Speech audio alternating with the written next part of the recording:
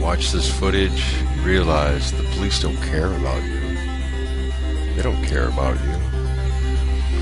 This is in 2011. They're doing this to children, kids. I wonder if they've ever done this to veterans before. In fact, that's rhetorical because I have footage here from 1932 where the Army comes in with tanks, bayonets, on horses, and gasses the occupation of veterans from the First World War who were protesting the fact that they never got paid. Check it out.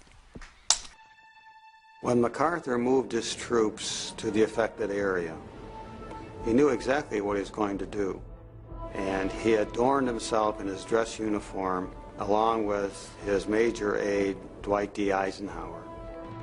The force stepped off at 4:30 p.m. More than 200 cavalrymen spread out across Constitution and Pennsylvania avenues. Behind them came 400 infantrymen, followed up by tanks and armored vehicles. I was about 7 years old at the time, and the troops were out on Pennsylvania Avenue. I was scared, and my dad kept saying, nothing's going to happen. The cavalrymen, one of whom is Major Patton, have got their sabers out. The soldiers donned gas masks and, without warning, began hurling gas grenades at the veterans. The troops advanced, some jabbing with bayonets. Tear gas was just burning my face.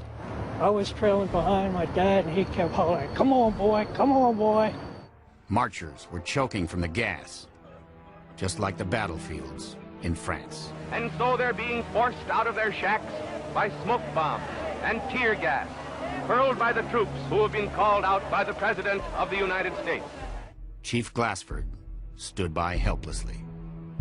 The veterans did not believe the country for which they had fought would ignore the plight into which the Depression had placed them. Many did not believe that United States troops would take the field against them. By early evening, most of the marchers had been driven across a drawbridge that led to their main camp.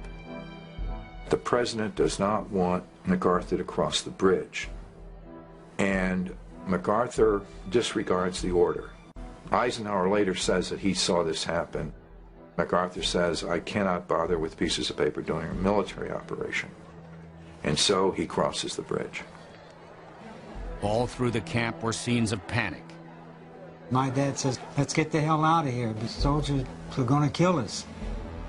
Then troops began to set fire to their wooden shacks.